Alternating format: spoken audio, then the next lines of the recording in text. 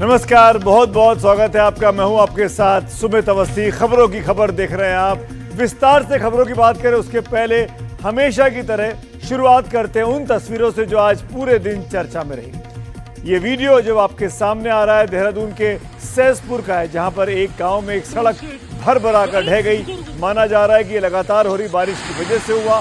पहाड़ों पर जिस तरह से बरसात हो रही है, इसकी वजह से कहीं पहाड़ दरक रहे हैं तो कई सड़कों पर सैलाब उभड़ आया है। इस लैंडस्लाइड को उसी का नतीजा माना गया।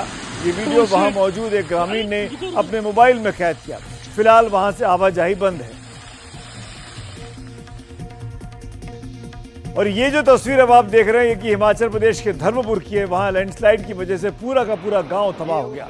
सियाठी गांव में आए भूस्खलन के बाद लोग जान बचाने के लिए वहां से भाग गए।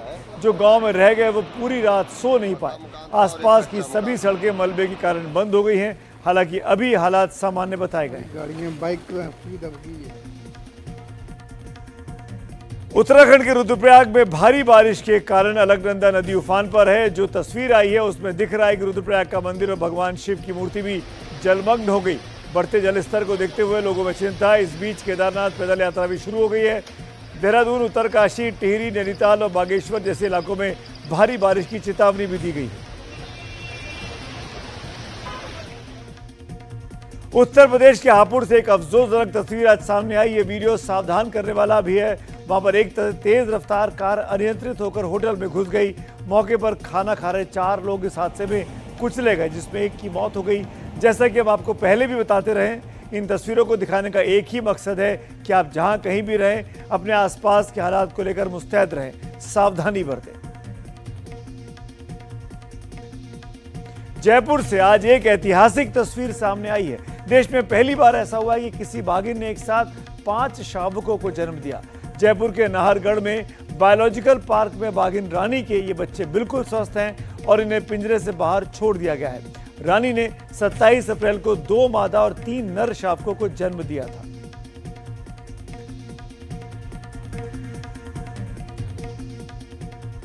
हरियाणा के यमुनानगर की एक चीनी मिल में पानी घुस गया, जिसके बाद वहां रखी चीनी पूरी तरीके से बर्बाद हो गई।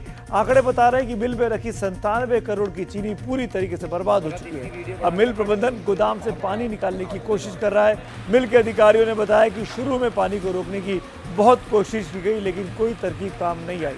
अब मिल के अंदर पंप सेट लगाकर पानी को निकालने की काम किया जा रहा है। इस घटना के बाद मिल प्रबंधन पर गंभीर सवाल उठे।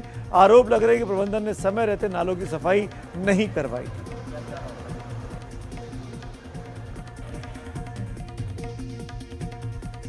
मुंबई से सटे मीरा रोड में कल रात एमएनएस कार्यकर्ताओं ने एक शख्स के साथ मारपीट की। मामला मराठी भाषा के विवाद का है। जो वीडियो सामने आया उसमें दुकानदार से मराठी को लेकर बहस की जा रही है और थोड़ी देर में उनके साथ मारपीट की जाती है। पुलिस ने इस मामले में 7 लोगों के खिलाफ एफआईआर दर्ज कर दी। और अब समाजवादी पार्टी के कार्यकर्ताओं की एक तस्वीर आज चर्चा में, जिसमें वो एक पोस्टर फाड़ते दिखते हैं। इस पोस्टर में अखिलेश यादव के जन्मदिन पर व्यंग भरा संदेश लिखा गया था। अखिलेश यादव को जन्मदिन की बधाई देते हुए इस पोस्टर में लिखा गया कि वो ब्राह्मणों के नाम पर वोट लेते हैं और पिछड़ों को वोट बैंक समझते हैं।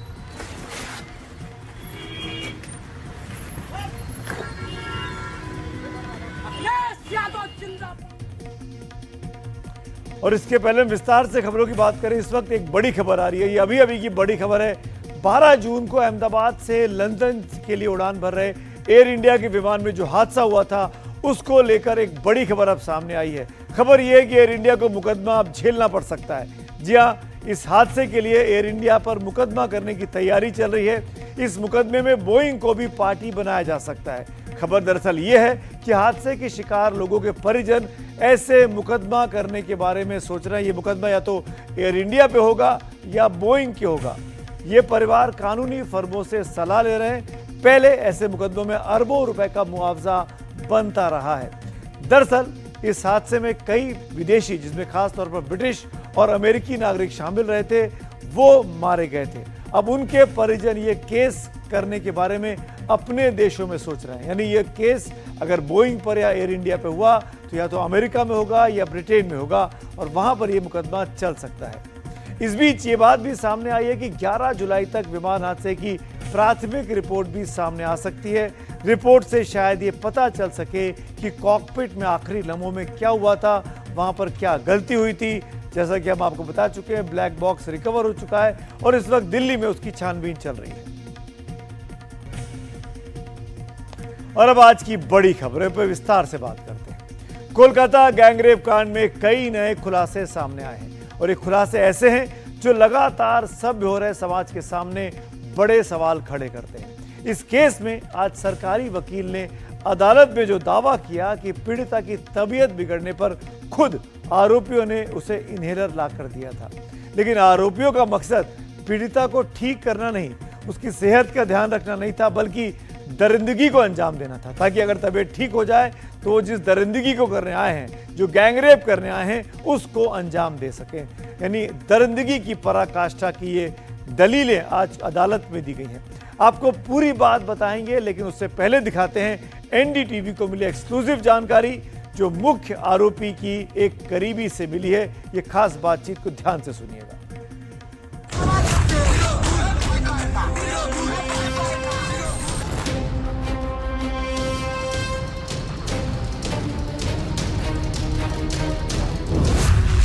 जिस मनोजीत पर कोलकाता के लॉ कॉलेज में दरिंदगी को अंजाम देने के आरोप हैं, आज हम उसके बारे में एक्सक्लूसिव खुलासे करने जा रहे हैं। सब स्टूडेंट्स उनको बहुत फियर करते थे। एक इंटिमिडेशन का एटमॉस्फेयर क्रिएट हो गया था कैंपस में, because he used to click photos of the female students, morph them and circulate them on WhatsApp groups.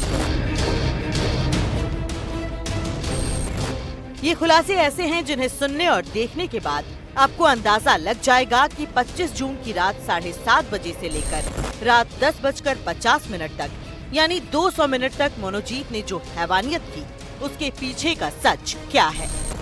NDTV पर मनोजीत की एक पुरानी जानकार ने उसके बारे में कई खुलासे किए।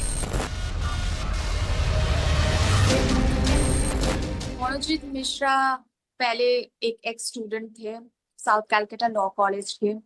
उसके बाद वो तृणमूल छात्र परिषद जो स्टूडेंट विंग है तृणमूल कांग्रेस का, उसमें भी इन्वॉल्व थे, बट उनको रिमूव किया गया था 2021 में ही। बट फिर भी he used to have some informal control over the campus affairs. सब स्टूडेंट्स उनको बहुत फियर करते थे। एक इंटिमिडेशन का एटमॉस्फेयर क्रिएट हो गया था कैंपस में, because he used to click photos of the female students, morph them and circulate them on WhatsApp groups. And then he also used to sexually harass the female students, intimidate them and इतना intimidation था कि मतलब students लोग classes attend करना ही मतलब डर रहे थे क्लासेस अटेंड करने से। सुना आपने किस तरह का डर फैला रखा था मनोजीत ने। वो पहले भी इस तरह की हरकतें करता रहता था। There have been several complaints about him throughout Kolkata. Like in 2019, he sexually harassed a woman in college, tore her clothes.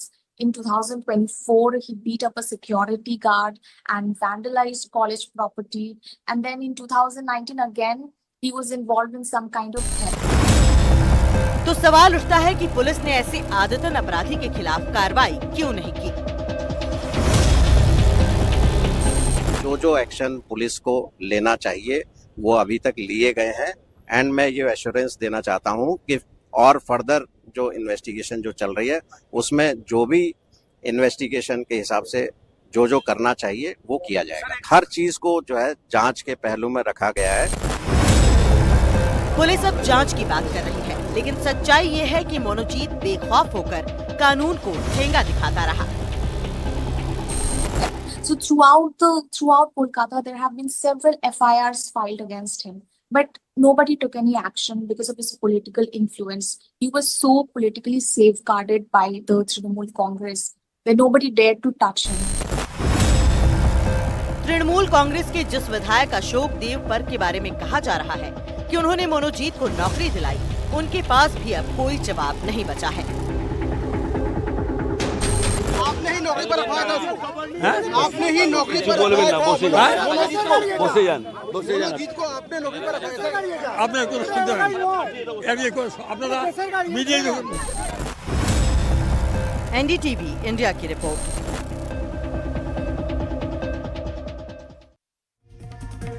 Manojit, जिसको मैंगो के नाम से बुलाया गया, उस मनोजीत मिश्रा के बारे में सबसे बड़ी बात तो ये कि इतने ज्यादा वो अत्याचार करता रहा, लगातार वो हिस्ट्री शीटर रहा, हैबिचुअल ऑफेंडर जिसको कहते हैं। पिछले 11-12 साल का उसका इतिहास देखेंगे तो लगातार वो इस तरह की हरकतें करता रहा, कानून को हाथ में लेता रहा, जिसमें सीधे तौर पर महिलाओं को तंग किया जाता था, कभी वीडियो बनाकर, कभी हैरेस कर कर, कभी मारपीट कर कर, और न जाने क्या क्या क्या कर कर। उसके बावजूद भी वो कोलकाता के इस लॉ कॉलेज में बना रहा, उसको नौकरी मिली, और टीएमसी के जो विधायक अभी हमने आपको दिखाया अशोक देव, वो उसके संरक्षक बने रहे।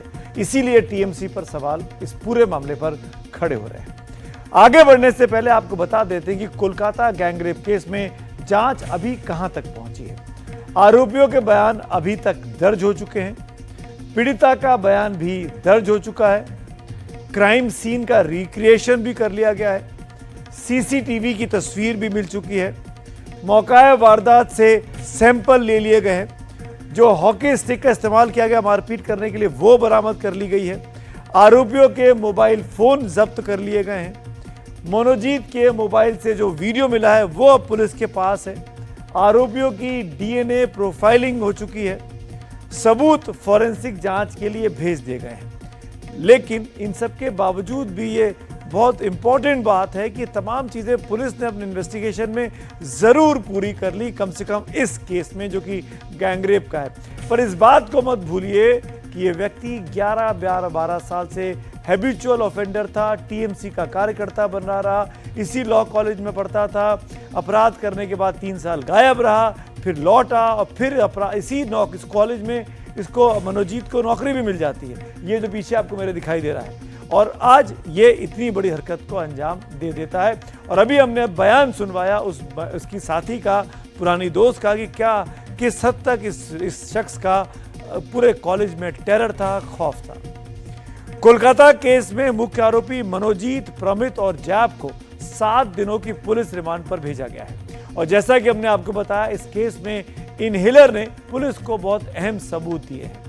हमारे सहयोगी मुकेश सेंगर उस दुकान पर भी पहुंचे जहां से वारदात वाले दिन इस इनहेलर को खरीदा गया था। या जो कुछ सामने आया है मुकेश की इस रिपोर्ट में आप खुद देख लीजिए।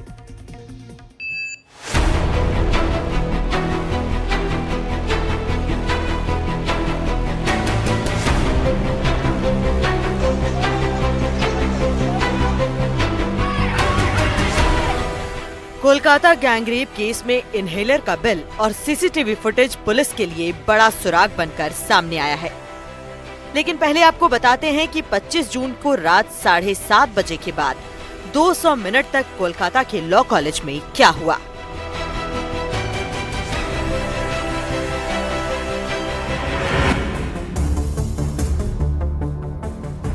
रात 7:30 बजे 2 आरोपी जैब और प्रमीत पीड़ित को जबरन गार्ड रूम ले गए।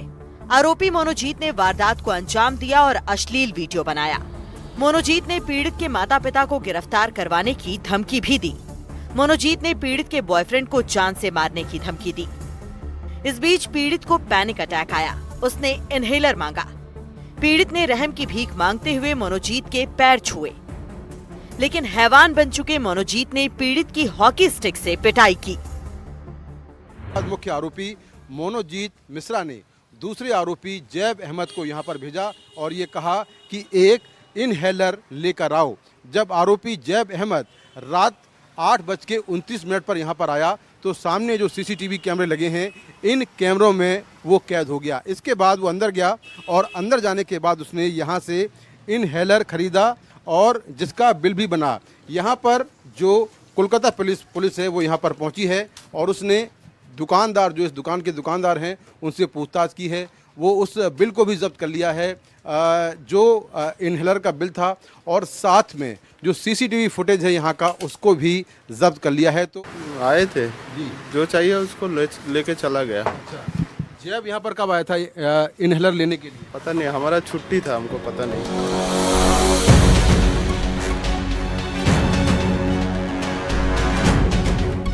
बताया जा रहा है कि इनहेलर मिलने के बाद पीड़िता ने भागने की भी कोशिश की थी, लेकिन वो कामयाब नहीं हो पाई। जो सीसीटीवी तस्वीरें मिली हैं, उनमें मुख्य आरोपी मनोजीत मिश्रा समेत तीनों आरोपी और पीड़िता दिखाई दे रहे हैं। एनडीटीवी इंडिया की रिपोर्ट। ये तो इस कहानी का आपराधिक पहलू हो गया, लेकिन इस बात को नहीं भूलना चाहिए कि वो ममता बनर्जी जो कि माँ, माटी और मानुष की बात करती हैं, उन ममता बनर्जी की सरकार पर इस पूरे एपिसोड में इसलिए सवाल खड़े हो रहे हैं कि ये लड़का जिसका नाम मनोजीत मिश्रा है, मैंगो उर्फ के नाम से जाना जाता है, ये टीएमसी का कार्यकर्ता रहा और कई सालों तक रहा। ये बात ठीक है कि फिलहाल इसने टीएमसी के साथ इसका कोई संपर्क नहीं था, लेकिन जिस कॉलेज में पढ़ रहा था वहाँ के जो विधायक थे अशोक देव, वो टीएमसी के विधायक हैं, वहाँ पहले पढ़ा फिर पढ़ाया और इन सब के बीच में ये लगातार अपनी बदतमीजियाँ, गुंडागर्दी कथित तौर पर कॉलेज कैंपस में जारी रखा। इसके बावजूद भी अभी तक ममता बनर्जी की तरफ से, उनकी सरकार की तरफ से इस लड़के के खिलाफ, इस कॉलेज के प्रशासन के खिलाफ कोई बयान नहीं सामने आया है। इसीलिए सवाल खड़े हो गए हैं। आगे बढ़ते हैं। अगर आप दिल्ली में रहते हैं और आपके पास 10 या 15 साल पुरानी कोई 4 पहिया गाड़ी है, तो ये खबर आपके लिए बनी है। 1 जुलाई यानी आज से 10 से 15 साल पुरानी गाड़ियों को स्क्रैप करने की प्रक्रिया राजधानी में शुरू हो गई है। 10-15 साल पुरानी गाड़ियों को पेट्रोल डीजल भी अब नहीं दिया जाएगा। पुरानी गाड़ियों को स्क्रैप करने के लिए दिल्ली पुलिस, एमसीडी और ट्रांसपोर्ट विभाग ने बड़े स्तर पर टीमें तैयार की हैं। आपको बता दें, 10 साल पुरानी डीजल गाड़ियां और 15 साल पुरानी पेट्रोल गाड़ियां अब दिल्ली पुलिस के और दिल्ली प्रशासन के निशाने पर है। इसी के मद्देनजर ऐसी गाड़ियों को तेजी से अब लोग बेच रहे हैं दिल्ली के बाहर, क्योंकि ये बंदिश दिल्ली सरकार की तरफ से दिल्ली की परिधि में लागू की गई है। हमारे सहयोगी रवीश रंजन शुक्ला की ये ग्राउंड रिपोर्ट देखिए।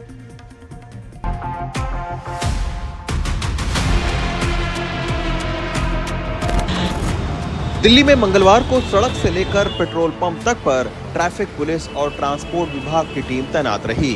नतीजा, कहीं 15 साल पुरानी मर्सिडीज कार को स्क्रैप किया गया तो कहीं उत्तर प्रदेश नंबर की बाइक को जब्त। 10-15 साल पुरानी डीजल और पेट्रोल की गाड़ियों के खिलाफ सरकार की इस मुहिम पर लोगों की मिलीजुली प्रतिक्रिया रही।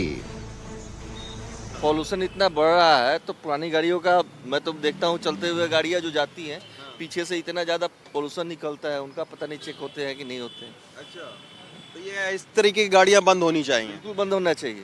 एटमॉस्फेयर को बचाने के लिए तो मतलब करना ही चाहिए सरकार को, और भी दूसरे आयामों पे भी सोचना चाहिए कि हाँ किस तरीके से हम इसको कम से कम कर सके, जिससे ज़्यादा लोग जो है मतलब क्लीन एयर में ब्रीथ कर सकें। दिल्ली के सभी 498 पेट्रोल पंप को ANPR यानी ऑटोमेटेड नंबर प्लेट रिकॉग्निशन कैमरों से लैस कर दिया गया है। ये कैमरे 10-15 साल पुरानी डीजल और पेट्रोल गाड़ियों की पहचान करते हैं। इसके बाद पेट्रोल पंप पर तैनात पुलिस या ट्रांसपोर्ट विभाग की टीमें इन गाड़ियों का चालान या जब्त कर रही हैं। हालांकि कई जगहों पर ANPR कैमरे गलत लगे और गलत गाड़ियों की पहचान करने की भी खबर आई। CAQM की SOP में कहा गया है कि अगर 10 से 15 साल पुरानी डीजल और पेट्रोल की गाड़ियों को ईंधन भरा गया तो पेट्रोल पंप के डीलर पर कार्रवाई होगी। इसको लेकर दिल्ली पेट्रोल डीलर एसोसिएशन ने कड़ी आपत्ति दर्ज करवाई है। ये बिल्कुल पीछे लगा है कैमरा, और मेरे को लगता है कि ये मुश्किल से, इतनी दूर हमारी एंट्रेंस है, इसमें मुश्किल से 10% गाड़ियों को कवर कर पाएगा। अब अगर हमसे किसी गाड़ी में तेल डल गया क्योंकि ये सिस्टम नहीं अगर काम किया या सिस्टम ने नहीं कैच किया उस गाड़ी को, तो पीनल प्रावधान डीलर के ऊपर है। तो हमारी यही रिक्वेस्ट थी अथॉरिटीज से कि हम इस व्यवस्था को लागू करने के इच्छुक हैं, लेकिन हम पे पीनल प्रावधान न लगाया जाए, क्योंकि हम तो एक तरीके का माध्यम है जो इस व्यवस्था को लागू कर रहा है। इसी के चलते दिल्ली में 10 से 15 साल पुरानी गाड़ियों के कई मालिकों ने अपनी गाड़ियां बेच दी। वरुण विज के पास 84 लाख रुपए की गाड़ी थी, लेकिन 15 साल पूरा होने के कुछ दिन पहले ही महज 2.5 लाख रुपए में बेच दी। ये गाड़ी मैंने 2015 में ली थी, बहुत चाहत थी मर्सिडीज रखने की, तो ये 84 लाख की गाड़ी ली थी और अब मुझे वो उसकी मियाद पूरी हो गई थी, तो मुझे 2.5 लाख रुपए में इसको बेचनी पड़ी 1 अप्रैल को। तो आपको नहीं लग रहा बड़े सस्ते में आपने बेच दी गाड़ी? मेरे पास कोई ऑप्शन नहीं था, अच्छा। क्योंकि ये स्क्रैप होती दिल्ली में चल नहीं सकती है as per the government rules, तो इसलिए मुझे कबाड़ी को बेचनी पड़ी है। CAQM का कहना है कि दिल्ली में 28% प्रदूषण के लिए गाड़ियां जिम्मेदार हैं, लेकिन सवाल ये उठता है कि अकेले दिल्ली की EOL गाड़ियों को जब्त करने से क्या प्रदूषण उतना कम हो पाएगा, जब नोएडा, गाजियाबाद, गुरुग्राम और फरीदाबाद जैसे शहरों में ये सिस्टम लागू ही नहीं है। नई दिल्ली से कैमरामैन शिव कुमार और सचिन गुप्ता के साथ रवीश रंजन शुक्ला, NDTV इंडिया। सोचिए आप, गाड़ी 80 लाख की ले, 84 लाख की ले, 15 साल बाद उसको 2.5 लाख पे बेचे, यानी वो 80 लाख जो आज की तारीख में 8 करोड़ हो चुके होते लगभग, वो आपको 2.5 लाख रुपए देके जा रहे हैं। इसीलिए इस स्क्रैप पॉलिसी पर बहुत से सवाल खड़े हो रहे हैं। क्या सिर्फ गाड़ियों का साल देखा जाए कि कितनी पुरानी गाड़ी है इसीलिए स्क्रैप कर दिया जाए, या गाड़ियों की कंडीशन देखी जाए कि वो कितना प्रदूषण कर रही है? स्क्रैप को लेकर भी विवाद बढ़ता जा रहा है। स्क्रैप पॉलिसी क्या होनी चाहिए? मेरे साथ मेरे सहयोगी सुशील बहुगुणा जुड़ रहे हैं, उनसे पूछते हैं स्क्रैप पॉलिसी के बारे में और क्या डिटेल में वो हमको बता सकते हैं। सुशील। शुक्रिया सुमित। बढ़ता प्रदूषण, आबो हवा में बदलाव और दुनिया के बढ़ते तापमान के लिए काफ़ी हद तक जिम्मेदार हैं गाड़ियां भी, और इनमें गाड़ियों का जो प्रदूषण है वो एक बहुत बड़ी भूमिका निभाता है। और यही वजह है कि 10 साल से पुरानी डीजल और 15 साल से पुरानी पेट्रोल गाड़ियों को सड़कों से हटाने के लिए दिल्ली सरकार सख्त हो गई है, और गाड़ियों को स्क्रैप में बेचने के लिए कई तरह की इंसेंटिव स्कीम भी लाई गई है। दिल्ली स्टैटिस्टिकल हैंडबुक 2023 के मुताबिक दिल्ली में अक्टूबर 2024 तक 59 लाख पुरानी पड़ चुकी गाड़ियों को डी रजिस्टर किया गया है, लेकिन सिर्फ 1,40,342 को ही स्क्रैप किया जा सका। वैसे गाड़ियों की स्क्रैपिंग की ये योजना भारत ही नहीं, दुनिया के कई देशों में रही है। इस दिशा में दुनिया के कई देशों ने सबसे ज्यादा सक्रियता 2008 के बाद दिखाई, जब आर्थिक मंदी के बाद उद्योग जगत में जान फूंकने की जरूरत पर जोर दिया गया। ऑटो उद्योग में तेजी लाने और प्रदूषण से निपटने के लिए अमेरिका की सरकार ने एक स्क्रैपेज पॉलिसी तैयार की, जिसे कैश फॉर क्लंकर्स कहा गया। इसमें लोगों को 25 साल तक पुरानी गाड़ियों को कबाड़ में बेचने के लिए $4,500 तक देने का प्रस्ताव रखा गया।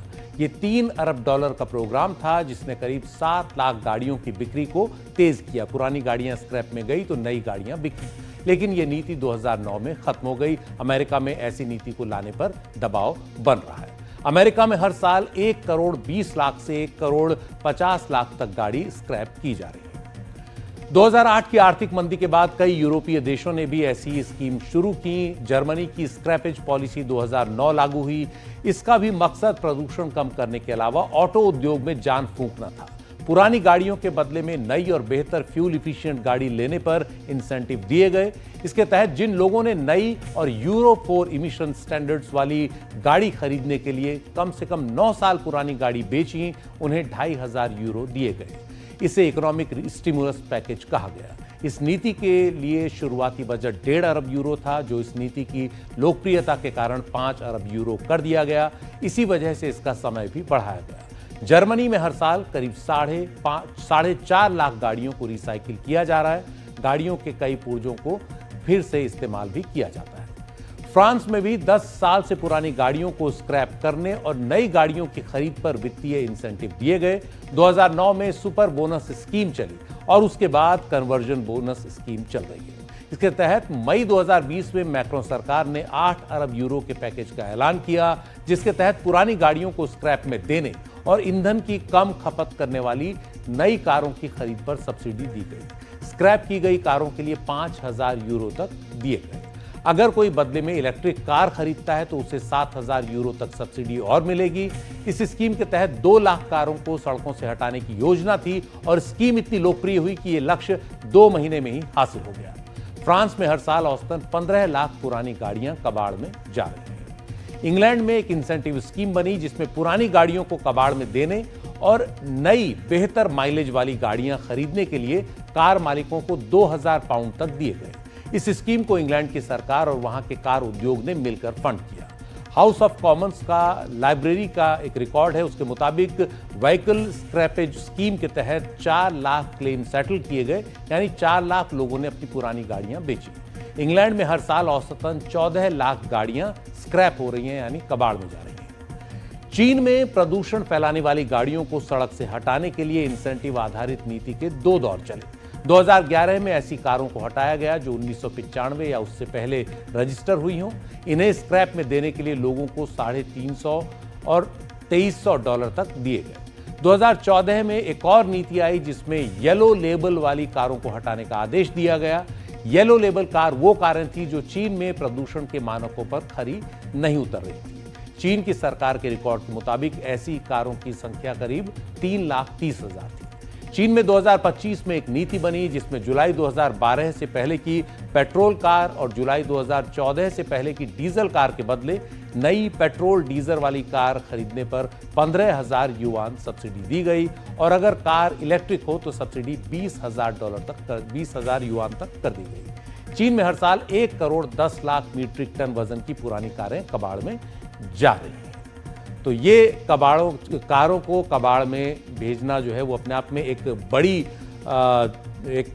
नीति है, लेकिन इसमें यह ध्यान रखना बहुत ज़्यादा ज़रूरी है कि इसमें पर्यावरण का भी ध्यान रखा जाए जब गाड़ियों को स्क्रैप किया जा रहा हो। और अब चलते हैं बाकी खबरों के लिए वापस सुमित अवस्थी के पास। शुक्रिया सुशील इस पूरी बातचीत के लिए, जानकारी के लिए।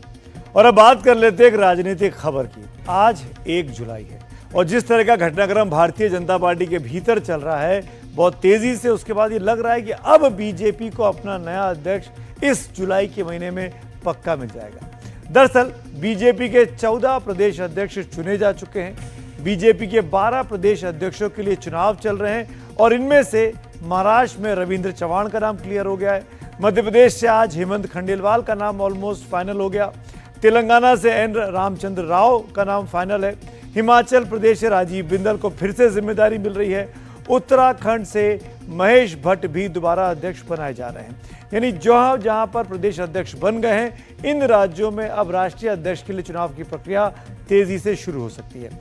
सवाल है कि बीजेपी का अगला राष्ट्रीय अध्यक्ष कौन होगा, वो कौन होगा जो जेपी नड्डा को रिप्लेस करेगा।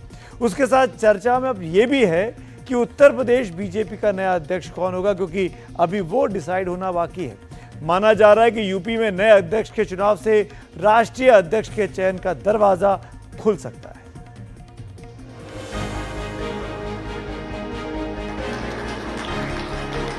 एक्सटेंशन पर चल रहे बीजेपी के अध्यक्ष जेपी नड्डा का वारिस कौन होगा, ये सवाल आज बीजेपी में सबसे ज्यादा कौतूहल का विषय है। जिन नामों की चर्चा चल रही है उनमें मनोहर लाल खट्टर हैं, शिवराज सिंह चौहान हैं, धर्मेंद्र प्रधान हैं और भूपेंद्र यादव हैं। अब सवाल है कि इनमें से ही किसी के सिर पर ताज सजेगा या कोई छुपा रुस्तम है। लेकिन एनडीटीवी को जो जानकारी मिल रही है उसके मुताबिक इतना साफ है कि नए अध्यक्ष के चयन में आरएसएस की पसंद की भूमिका होगी। फिर वैसे व्यक्ति को कमान मिलेगी जिसमें संगठन और सरकार में तालमेल बिठाने की क्षमता हो।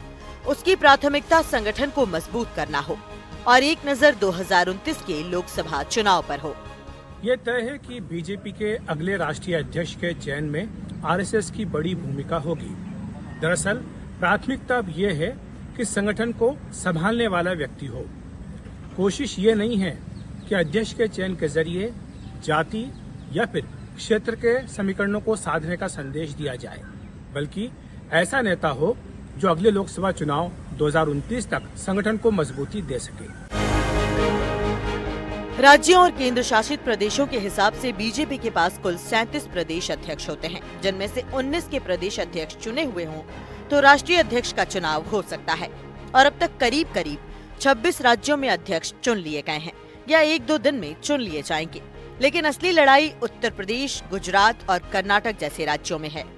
कर्नाटक में पूर्व मुख्यमंत्री येदियुरप्पा एक बार फिर लिंगायत वोटों की ताकत दिखाकर अपने बेटे विजयेंद्र को ही अध्यक्ष बनवाना चाहते हैं, जिसके कारण बात फंसी हुई है, क्योंकि विजयेंद्र की सबसे बड़ी योग्यता यही है कि वो येदियुरप्पा के बेटे हैं। लेकिन असली लड़ाई उत्तर प्रदेश में है। यूपी में प्रदेश अध्यक्ष के लिए जिन ओबीसी चेहरों पर चर्चा हुई उनमें पशुधन मंत्री धर्मपाल सिंह और केंद्रीय मंत्री बीएल वर्मा आते हैं और दोनों लोध बिरादरी से संबंधित हैं। ओबीसी चेहरों में पूर्व केंद्रीय मंत्री साध्वी ज्योति निरंजन और राज्यसभा सांसद बाबूराम निषाद के नाम पर भी चर्चा चल रही है। इसके अलावा आदित्यनाथ की पसंद के तौर पर 2 नाम सामने हैं, जिनमें जल शक्ति मंत्री और पूर्व प्रदेश अध्यक्ष स्वतंत्र देव सिंह हैं, तो ब्राह्मण चेहरे के रूप में दिनेश शर्मा बताए जा रहे हैं, जबकि दलित समाज से पूर्व केंद्रीय मंत्री रामशंकर कठेरिया के साथ विद्यासागर सोनकर और विनोद सोनकर के नाम पर चर्चा हुई है। पार्टी के सूत्रों के मुताबिक 2024 के लोकसभा नतीजों के बाद पार्टी आला कमान किसी ओबीसी चेहरे पर ही प्रदेश अध्यक्ष का दाव लगा सकती है। तो साफ है कि यूपी का प्रदेश अध्यक्ष बीजेपी के लिए इसलिए भी अहम है कि विधानसभा का चुनाव बस 1.5 साल की दूरी पर खड़ा है। दिल्ली से अखिलेश शर्मा की रिपोर्ट, एनडीटीवी इंडिया के लिए। और बीजेपी के करीबी सूत्रों की माने तो मान के चलिए कि 15 जुलाई के तक या 15 जुलाई के पहले ही बीजेपी को उनका नया अध्यक्ष मिल सकता है। इस बीच प्रधानमंत्री नरेंद्र मोदी कल से 8 दिनों के लिए विदेश जा रहे हैं। वो 5 देशों के दौरे पर होंगे। इनमें ब्रिक्स का सम्मेलन भी शामिल है जो ब्राजील में हो रहा है, जिसमें प्रधानमंत्री पार्टिसिपेट करेंगे। ये दौरा प्रधानमंत्री नरेंद्र मोदी का अब तक का सबसे बड़ा फॉरेन टूर है। तो इस दौरे के कूटनीतिक और आर्थिक असर पर काफी दूर तक असर पड़ने के भी आसार अब दिख रहे हैं।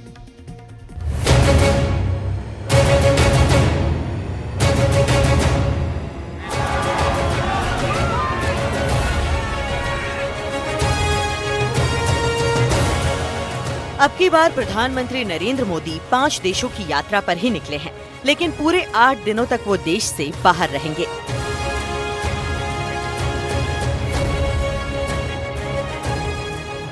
नई दिल्ली से बुधवार को उनका विमान उड़ान भरेगा तो सबसे पहले वो घाना पहुंचेंगे।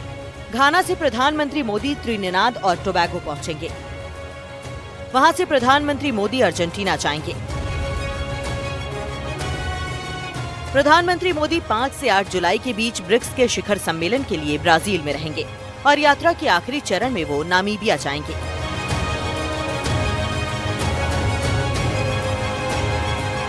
जब भारत 22 साल बाद दुनिया के सबसे ताकतवर देश के रूप में खुद को देख रहा हो, उस वक्त ये यात्रा काफी अहम हो जाती है।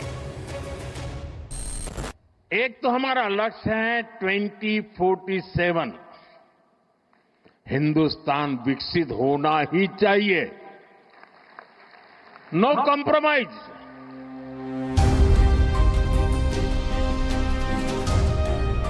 ब्राजील के सबसे बड़े शहर रियो डी जेनेरियो में 17वां ब्रिक्स शिखर सम्मेलन 5 जुलाई को शुरू होने जा रहा है। ये सम्मेलन इसलिए काफी अहम है क्योंकि दुनिया की कुल आबादी के 49.5% हिस्से का ब्रिक्स प्रतिनिधित्व करता है।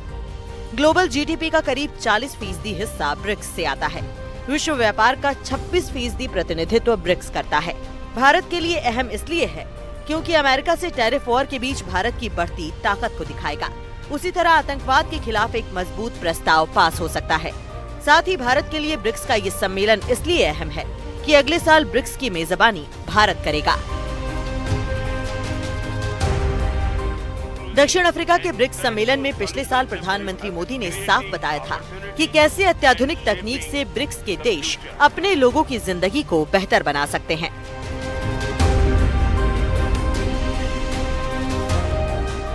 BRICS satellite, constellation, vaccine R&D centre, pharma उत्पादों को पारंपरिक मान्यता जैसी पहलों से हम ब्रिक्स देशों के आम नागरिकों के जीवन में सकारात्मक बदलाव ला रहे हैं।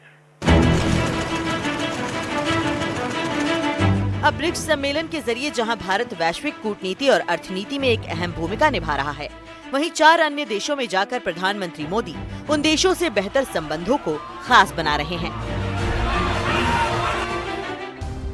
घाना के साथ भारत का 2 तरफा कारोबार 24,000 करोड़ रुपए का है, जिनमें भारत ने घाना में 16,000 करोड़ रुपयों का निवेश कर रखा है। अर्जेंटीना में भारत के साथ ऊर्जा, रक्षा, तेल और गैस समेत तमाम क्षेत्रों में समझौतों की उम्मीद है।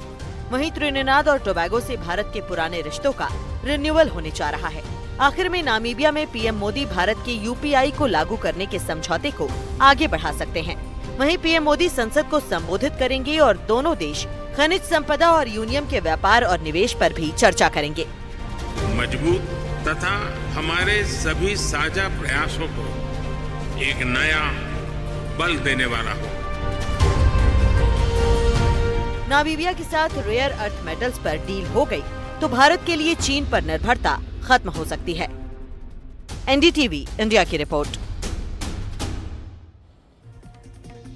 और अब आपको समझाते हैं आखिरकार क्यों इन तमाम देशों के दौरे पर प्रधानमंत्री इस वक्त में जा रहे हैं। त्रिनिदाद और टोबैको से भारत का डीएनए जुड़ा हुआ है। 180 साल पहले हिंदुस्तानियों का पहला दल वहां गिरमिटिया मजदूर बनकर पहुंचा था। गिरमिटिया का मतलब हुआ एग्रीमेंट पर जाना। वही एग्रीमेंट घिस घिस कर गिरमिटिया बन गया। आज ट्रिनिडाद और टोबैगो के प्रधानमंत्री और राष्ट्रपति दोनों ही भारतीय मूल की शख्सियत है। प्रधानमंत्री मोदी वहां की प्रधानमंत्री कमला प्रसाद बिसेसर के विशेष निमंत्रण पर जा रहे हैं। 1874 से 1917 के बीच 94,000 भारतीय प्रवासी ट्रिनिडाद पहुंचे। इनमें आगरा और अवध प्रांत के 75% मजदूर थे। वहीं बिहार से जाने वाले गिरमिटिया की संख्या 13.5% थी। वहीं बाकी गिरमिटिया मद्रास, बंगाल, बॉम्बे और पंजाब से गए थे। तब से अब तक स्थिति इतनी बदली है कि आज उनकी आबादी उस देश में कुल आबादी की 42% है। इनमें सबसे पहले पानी का जहाज फतेह अल रजाक 30 मई 1845 को ट्रिनिडाद पोर्ट पर पहुंचा था। हालांकि 90 दिनों की वो जहाज यात्रा काफी दुख भरी थी। हैजा और टाइफाइड जैसी बीमारियों की चपेट में आने से 5 लोगों की जान चली गई थी। बीमार तो कई लोग उस वक्त हुए थे।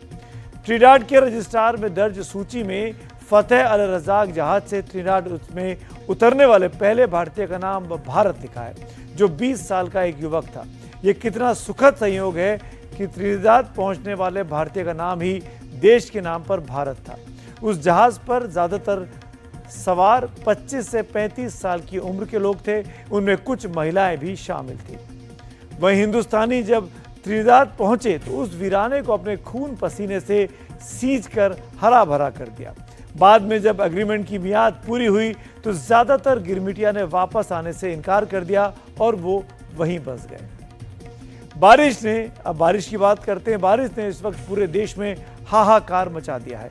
कहीं बाढ़ है तो कहीं पे भूस्खलन। बारिश के बाद पहाड़ों का हाल बेहाल है। बारिश अपने साथ सैलाब लेकर आई है। हिमाचल प्रदेश में जगह जगह बाढ़ जैसे हालात हैं। उत्तराखंड से भी भूस्खलन की खबरें लगातार आई हैं। मैदानी क्षेत्र में भी बाढ़ की मार झेल रहे हैं। लोगों के घरों में पानी घुस आया है।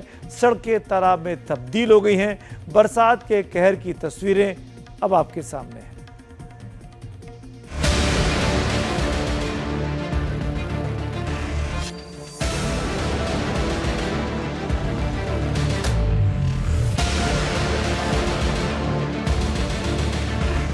बारिश, जहां तक नजरें जाएं वहां तक पानी ही पानी। कहीं पहाड़ों में दरार तो कहीं सड़कों में, कहीं नदियों का रौद्र रूप तो कहीं बादल फटने से तबाही। इन तस्वीरों को ध्यान से देखिए। बारिश के बाद पहाड़ों की मिट्टी इतनी ढीली हो गई कि टनल के ऊपर मलबा आ गया।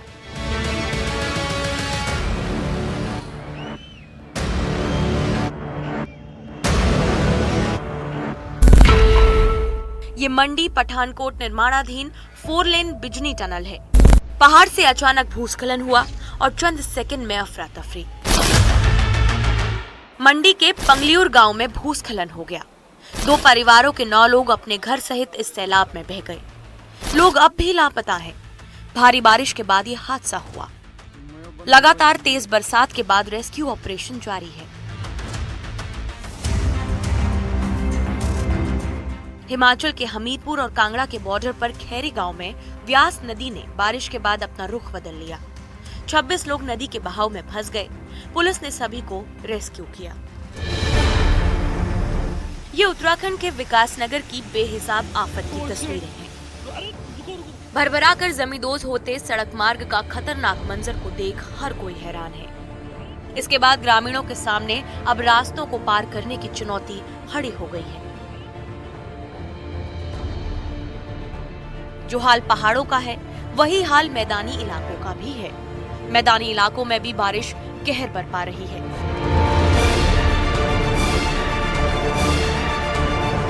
प्रयागराज संगम नगरी का हाल भी बुरा है। बारिश के बाद यहाँ पर गंगा का जलस्तर बढ़ गया है, जिसके बाद लोगों को घाटों से दूर रहने की अपील की जा रही है। ये पटना का रेलवे स्टेशन है, जहाँ पर पानी भर आया है। स्थानीय लोग और यात्री दोनों ही परेशान हैं। साफ सफाई का प्रॉब्लम है और पानी जमा हो जा रहा है, चलने में थोड़ा तकलीफ हो रही है लोगों को। उड़ीसा के हाल भी बुरे हैं। सबसे ज्यादा प्रभावित है बालासोर। यहाँ पर बाढ़ जैसे हालात हैं, लोगों की कमर तक पानी भरा है। उत्तर प्रदेश में मॉनसून पूरी तरह से सक्रिय हो चुका है। तस्वीरें उत्तर प्रदेश के धर्मनगरी वाराणसी की हैं। लगातार हो रही बारिश ने नगर निगम की तैयारियों की पोल खोल दी, क्योंकि नाले का पानी सड़क पर आ रहा है, जिससे लोग परेशान हैं। बारिश के बाद बढ़ती मुश्किलों का दौर खत्म होने का नाम नहीं ले रहा। कहीं बादल फट रहे हैं तो कहीं बाढ़ अपने साथ तबाही लेकर आ रही है। देखना ये होगा कि ये सैलाब कितनी दूर तक जाएगा। Bureau report, NDTV India. और अब एक ऐसी खबर जो आपको जरूर देखनी चाहिए। पारिवारिक रिश्तों की कहानी जो हर घर की कहानी हो सकती है। माँ बाप की डांट जो कभी बच्चों को अनुशासन सिखाने का जरिया थी, आज कुछ बच्चों के लिए इतनी भारी पड़ गई है कि वे अपनी जान तक जोखिम में डाल रहे हैं। मध्य प्रदेश के जबलपुर और रीवा से दो दिल दहला देने वाले मामले आज सामने आए। एक 13 साल की बच्ची ने मां की डांट से तंग आकर अपने ही अपहरण की झूठी साजिश रच डाली, तो वही रीवा में 10 साल के मासूम ने डांट के बाद नदी में छलांग लगाकर अपनी जान गंवा दी। आखिर क्यों छोटे छोटे बच्चे इतने खतरनाक कदम उठा रहे हैं? क्या इसके पीछे सोशल मीडिया है या फिर कुछ और? ये रिपोर्ट आपको जरूर देखनी चाहिए। 13 साल की बच्ची, मां की डांट और एक मनगढ़ंत अपहरण।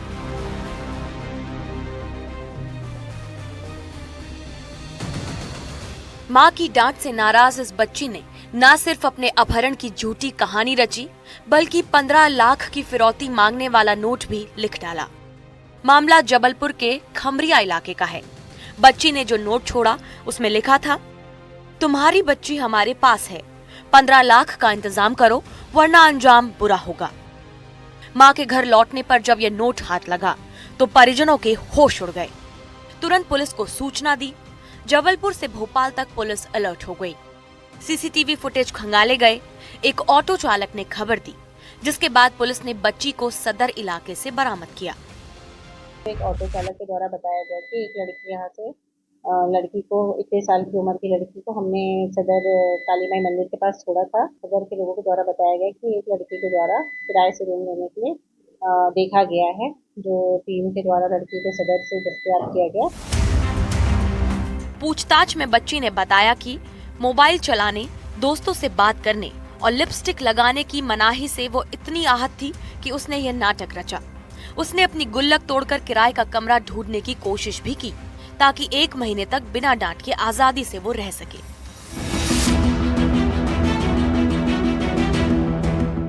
दूसरी ओर रीवा के पटेरा गांव में एक दिल दहला देने वाली घटना सामने आई। 10 साल का वेदांत केसरवानी मां की डांट से इतना नाराज हुआ कि उसने तमस नदी में छलांग लगा दी। वेदांत खेल रहा था। जब मां ने उसे खेलने से मना किया, बस इतनी सी बात पर वो गुस्से में नदी की ओर भागा और पानी में कूद गया। कुछ लोगों ने उसे छलांग लगाते हुए देखा और परिजनों को सूचना दी। प्रथम दृष्टया इसमें ये तथ्य सामने आए कि किसी बात से क्षुब्ध होकर के उसने नदी में छलांग लगा दी। पुलिस और एसडीआरएफ की टीम ने घंटों तलाश की, लेकिन वेदांत का शव 2 किलोमीटर दूर मछुआरों के जाल में फंसा मिला। परिवार का कहना है कि यह हादसा था, लेकिन आसपास के लोग इसे आत्महत्या मान रहे हैं। बच्चे खेल रहे थे पुल के ऊपर, झांक रहा था, गिर गया।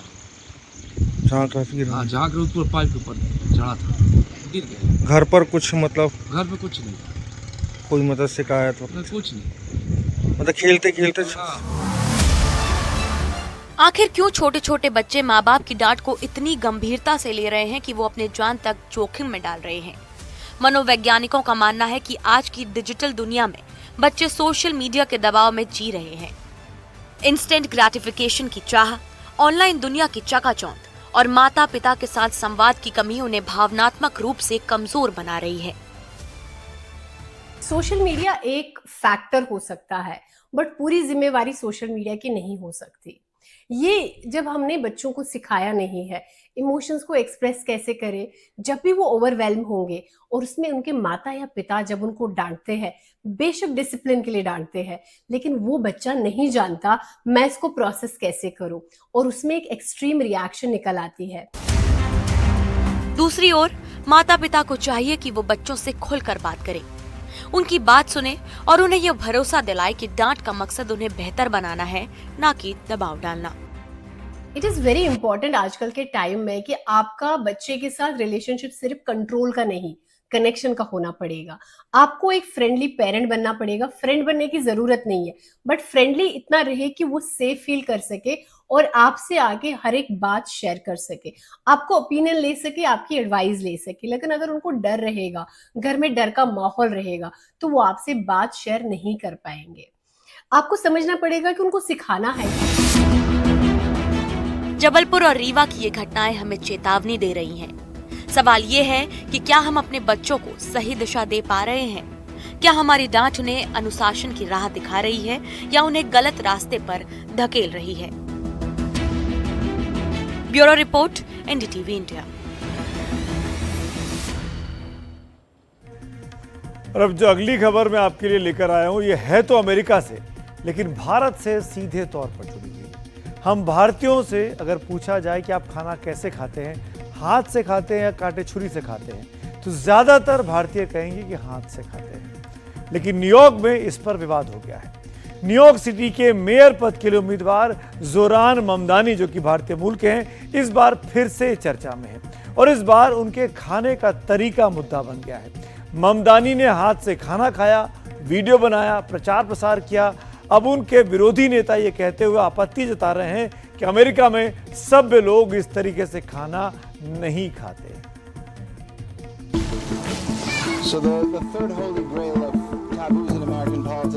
जोहरान ममदानी को तो अब तक आप जान ही चुके होंगे। वही ममदानी जो न्यूयॉर्क में मेयर के पद के उम्मीदवार हैं और अपनी हिंदी को लेकर भारत में मशहूर हैं। और बस इतने करीब है इस शहर का पहला साउथ एशियन मेयर बनाने के लिए। पर बात ये नहीं है कि मैं क्या बनूंगा, बात ये है कि मैं क्या करूंगा। न्यूयॉर्कर्स मुश्किल से अफोर्ड कर रहे हैं रोटी, कपड़ा और मकान। मैं ये सब बदलने के लिए लड़ रहा हूँ।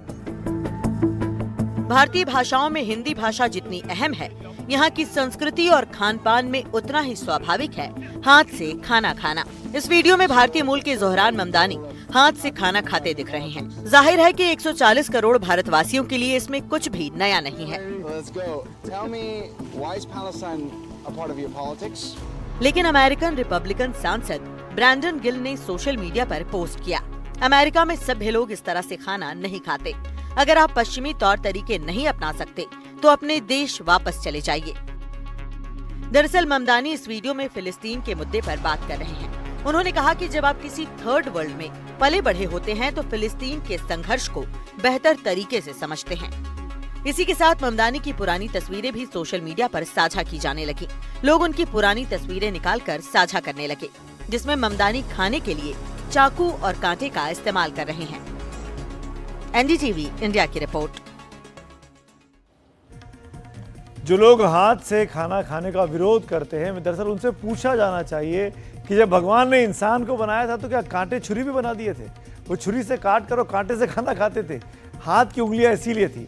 हाथ साफ सुथरे होने चाहिए तो कोई भी उस वक्त खाना खा सकता है। बहुत से अंग्रेज जब बर्गर खाते हैं तो क्या कांटे छुरी से खाते हैं? लेकिन भारतीय परंपरा में हाथ से खाना खाने को सेहत के लिए अच्छा माना जाता है। इसकी वजह क्या है?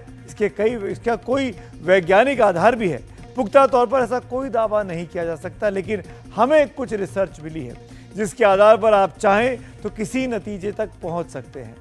ऐसा कहा जाता है कि हाथ से खाते हुए आप भोजन को देखते हैं, छूते हैं और महसूस करते हैं, जिससे आपका ध्यान खाने पर रहता है। जर्नल ऑफ ओबेसिटी में छपे एक लेख में कहा गया कि ध्यान से खाने से वजन नियंत्रण में रहता है और भोजन से संतुष्टि बढ़ती है। यह भी माना गया है कि हाथ से खाना खाने के दौरान आप अपनी परंपरा और संस्कृति से जुड़ते हैं, जो मानसिक शांति देता है।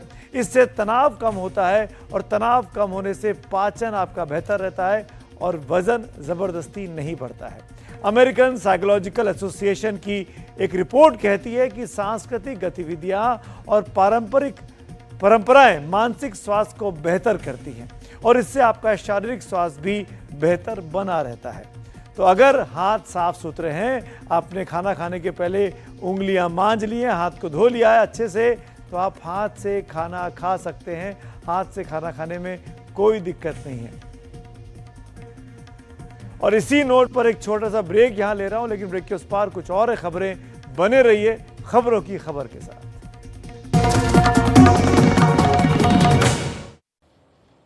खबरों की खबर देख रहे हैं आप, स्वागत एक बार फिर से आपका। और अब बात करते हैं आखिर में आकर आज कहे सो आज कर की। श्रेष्ठता का आधार क्या होना चाहिए? कोई व्यक्ति श्रेष्ठ कब बनता है? दरअसल श्रेष्ठता का आधार ऊंचे आसन पर नहीं बल्कि ऊंची सोच पर निर्भर करता है।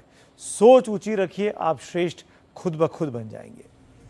इसी नोट पर आज की खबरों की खबर को यही समाप्त करते हैं। शुभ रात्रि।